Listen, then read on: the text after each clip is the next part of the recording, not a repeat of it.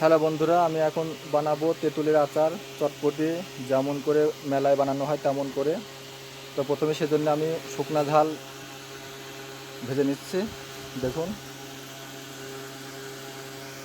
তো আমি তেঁতুল করার জন্য প্রথমে আপনি এই যে তেঁতুল দিয়ে ভালো মতো একটু পানি দিয়ে চটকিয়ে নেবেন, আর তেঁতুলটা মানে এড়িয়ে যায়। তো আমি এখানে তেঁতুলটা প্রথমে দেখুন একটু পানি দিয়ে চটকায় নিয়েছি, এবং আমি এখন শুকনো ঝাল ভেজে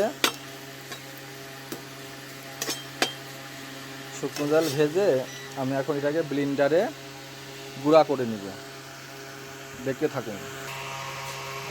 এই যে আমরা এখন এখানে 5 ফোড়ন, গরম মশলা আর এই জিরে ভেজে নিয়েছি, তারপরে এগুলো ব্লেন্ডার করবো। এই যে ব্লেন্ডার মেশিন,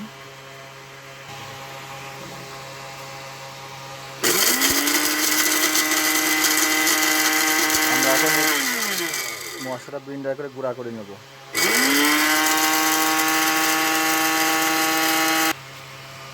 এখন শুকনো ঝাল গুঁড়ো করা হবে।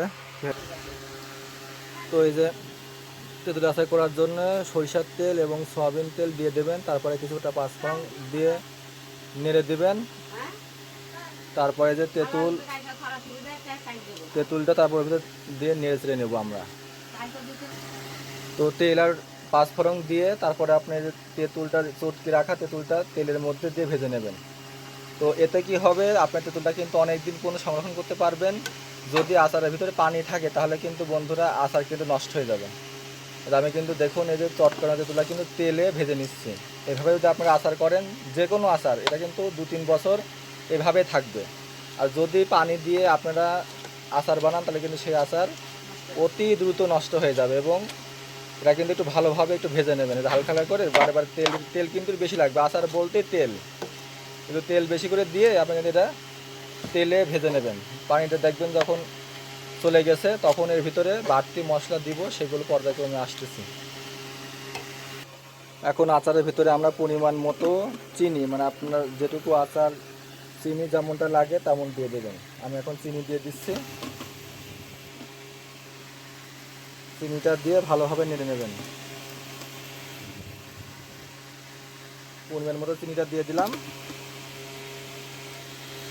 এই যে আচারটা স্পাইসি করার জন্যে ভাজা ঝালগুলো ব্লেন্ডারে গুঁড়ো করেছিলাম, গুঁড়ো করা এটা এখন আমি এইখানে দিয়ে দেব।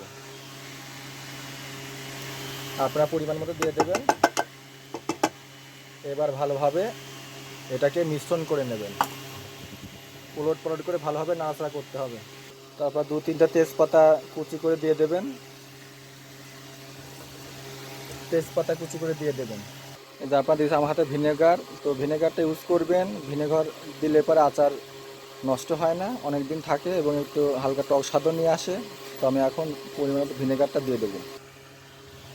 তো আচারের লাস্টে কিন্তু আপনারা কিছু শুকনো ঝাল বা আপনারা হচ্ছে গরম মশলা ভেজে নেবেন। গরম মশলা ভেজে নিয়ে আসছিল, সেটা কিন্তু আমি দিয়ে দিয়েছি। এখন কিন্তু আমার আচার অলরেডি দেখতে পাচ্ছেন তৈরি হয়ে গিয়েছে। এটা হচ্ছে তেঁতুলের আচার। আজকে পর্যন্তই। তো বন্ধুরা, এটা কিন্তু আমি করেছি দোকানের জন্য, কারণ আমাদের দোকান আছে বলে আমি তেঁতুলের আচার বানিয়ে বিক্রি করি। এটা কিন্তু আমি মানে বিক্রির জন্যে বানিয়েছি। তো আপনারা বাসাও বানায় খেতে পারেন, অনেক সুস্বাদু তেঁতুলের আচার।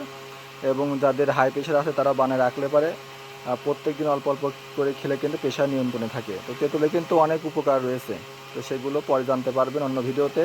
তো এভাবে কিন্তু আপনারা আচার করে অনলাইনে বিক্রি করতেও পারেন। আবার কেউ যদি আমাকে বলেন কমেন্টে, আমি কিন্তু এই আচারগুলো কিন্তু বিক্রি করে থাকি। তো সবাই ভালো থাকবেন, আর কে কোথা থেকে দেখছেন কমেন্টে জানাবেন।